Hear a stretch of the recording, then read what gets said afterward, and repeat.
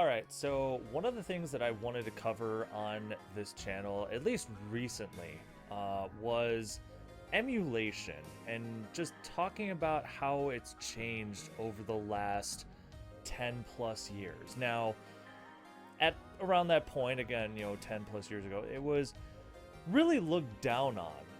When you were playing games via emulation, you were really looked at as like, oh, you're just a cheap bastard who can't, afford to pay 10, 20 bucks or whatever for these old school retro games, whatever the case was, right? Like, you were looked down on for it, and the community, the retro community, was, really hating on it so much. And yet, over the years, that sort of thing has still been worked on. It's been for each, no matter what console you're talking about, it has been updated in a way that it's just made everything so much better than what it was, years ago.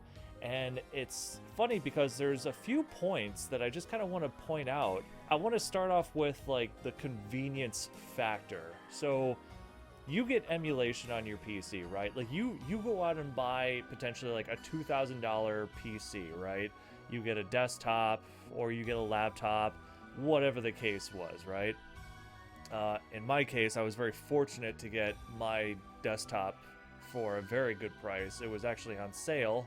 Thank God. You get something that's really up to date, right? You get all these different emulators. You can get stuff for like the Genesis, the NES, SNES. Saturn is kind of a little iffy. Dreamcast, GameCube, Wii, PS1, 2, and 3 is kind of getting up there. I had seen recently some footage from Metal Gear Solid 4, and yes, I do have that. So like, hey, I own the game, but if I ever want to play it in that really good quality, and I've already kind of got a taste of it, because if you guys remember, I did put a video up here talking about how Metal Gear Online has returned, and guess what? It's through emulation.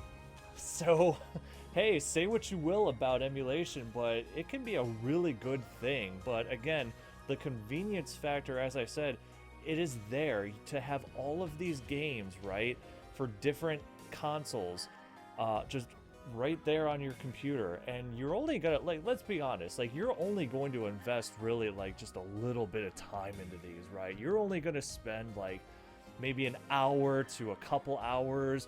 I mean, and if it's legitimately a game that you like, yeah, you'll put some more time into it, but it's definitely going to save you some money, which leads me into my next point.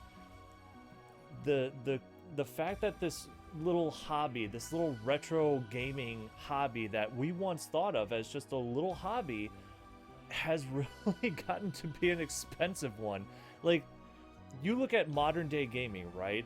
Prices have gone up a lot. Like, they used to be $60 price tag games, now they're $70. Some games, depending on what they are from third parties, like say on the Switch, is like 30, 40 bucks. I know Nintendo stuff is always going to be like at that $60 price tag or whatever, but other companies, like on the, for Sony's console and Microsoft's console, like their prices are really high.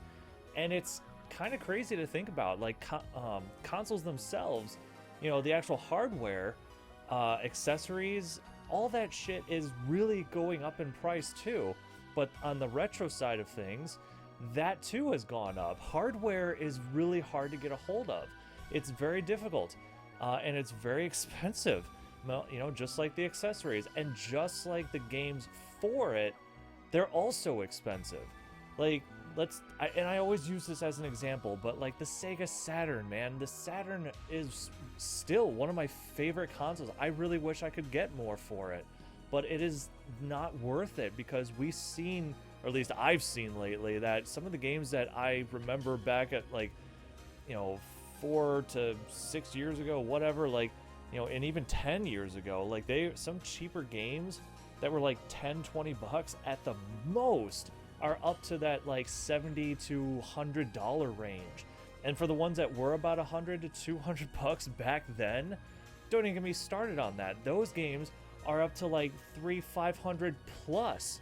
It's crazy.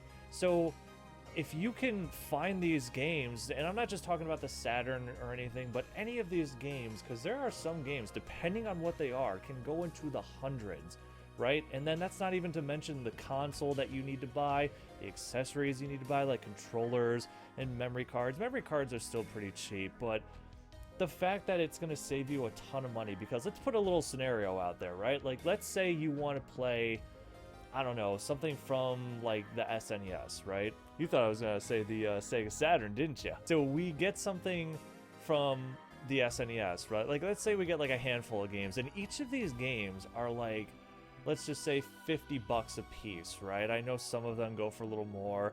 The cheaper ones are obviously gonna be garbage. Nobody's gonna play those, like, really? And then you've got the console, which, let's also say that, I don't know, I haven't really checked on SNES stuff at all, but let's say it's like 150 to 200 bucks, like 150 bucks, right?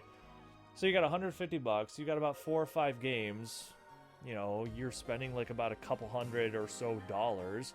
So you just combine all that, like, and for what? Like, you're spending like somewhere between $300 and $400, like, is it really worth it to, especially if it's maybe for something you have no idea about, right? It's an older game that you're just hearing about, and you kind of want to experience that for yourself. Now you get this, but it's not what you thought, or maybe you beat it really quickly, because some of these older games, let's be honest, they're pretty easy to beat nowadays. When you're a kid, or at least in my case, when I was a kid playing these games were tough as shit, man. Like, these games took forever. I go back and play some of these games now, and it's just like, and just like that, you are pretty much done with the game, like within a couple hours. Like, they don't take very long, and then you're just kind of left wondering, like, why did I spend all this money on this console and these games? Like, and let's be real, as an adult, that kind of money can go to so many other things. That can go to like a car bill, that can go to like your cell phone bill and your cable bill, and, you know, things like that. You know, stuff you buy at the store, grocery bill. For me, that's just the way I look at it as an adult. So saving money by getting these games, you know, wherever you can find them, and playing them on your PC will definitely save you money. So we got the convenience factor of it all being on one machine, right? We have the pricing of these games, which, number 2, I mean, if you have that kind of money to spend, if you have that kind of money to drop, like, just like no problem at all, like, you don't even think about it, right? That's chump change to you. Hey man, have at it, and more power to you, because, like, if you can spend that kind of money, go for it. Like, no one's stopping you. I'm certainly not going to try to stop you. That's your thing. Cool. I mean, as you can see, like, I've got some PS3 games up here. I've got a few games behind me, you know, some more so modest collection of stuff over here versus like what's over here, you know, my PS3 stuff. But and because don't get me wrong, I love to see that kind of shit. I love, like, when I go into a retro store, no matter where in this area or somewhere else, or if I see it on video, somebody's collection, I think that's really cool. I geek out so much when I see that. I was like, damn, that is really cool, because it's like a little mini museum. It looks like a little library of video games. Like, it's so cool. So don't get me wrong, like, I think that's awesome, but it's just the fact that, like, from years ago, how it used to be so inexpensive, now is just like, it's almost as expensive as what you would buy modern day gaming for, maybe even more. And then the third one, probably the most important one, in my opinion, is preservation. So you've got all these games floating around online. You've got different ways to play them, like, you know, the different emulators that are out there. So you got kind of a little bit of options, right? But the point is that those games are out there, and they are going to be preserved this way. You know, having them again physically is really cool, because you're preserving that. But essentially, the data that's on these discs, right, or cartridges or little carts, you know, in the case of the Switch, you know, it's still data that's on those physical things. So what's the difference really of having that same information on a hard drive? You know, like, what is the difference? Because it's there. It's just that it's on a hard drive. So preservation I don't know. I feel like companies nowadays, like, and again, I'm talking with all three of them, have just been kind of a half-ass effort. Like, that's just not really there. And here we've got all of these games to play when you look for them on your own. I mean, just look up games like, just look up like ROMs or ISOs or whatever you want to call them. Like, you'll find something. And whether it's for, again, like, and we can go to all different types of consoles, older NES, or excuse me, older Nintendo stuff, Sega related stuff like Genesis and Dreamcast and whatnot. You know, and then PlayStation 1, 2, and even 3 is getting up there. Like I said before, you know, Xbox has a pretty decent emulator. I only use it for one game though. So Jet Set Radio Future, since Sega's not doing anything about it, well, guess what? I want to have that game on my computer. Again, the convenience factor of it being on my computer, and it plays 100%, just no problems. And it saves me the money, because then I'd have to go get the console, I'd have to get the game, which those two things have been shooting up in price, especially Jet Set Radio Future. And I am talking, of course, about the standalone game, because you look up that standalone Jet Set Radio, I'm telling you, it is not cheap. And last I looked at it anyways. And I'm sure the consoles have also gone up in price too. Some games are a little cheap, but others, that one right there, is very expensive. There's PSP, GameCube and Wii emulation, Wii U. Like, it's just crazy how much is really out there and how much you can save. Like, if you have an interest and you just want to play something for a little while and just to gain the experience of playing this whatever game it is, then just emulate it. It's been nowadays talked about so much more positively. Like, it's in a positive light versus, you know, 10 plus years ago. That was not the case. And these prices for these older games, man, they're not slowing down. I mean, look at the PS3, for example. We kind of got a glimpse of what that's really going to be like. Because when Sony, if you guys remember, or maybe if you aren't aware of this, but Sony was actually putting the announcement out there that, hey, we're gonna close our store page for the PSP, the Vita, and the PlayStation 3. So meaning you won't be able to buy any games at all. You'll just be able to kind of re-download the ones that you have for now anyways, until that's just like permanently out of the picture. And because of those announcements, what did everybody do? Everybody freaked the hell out, and prices for the PS3, man, they soared in price. Like, I've got some games, wait, hold on a second.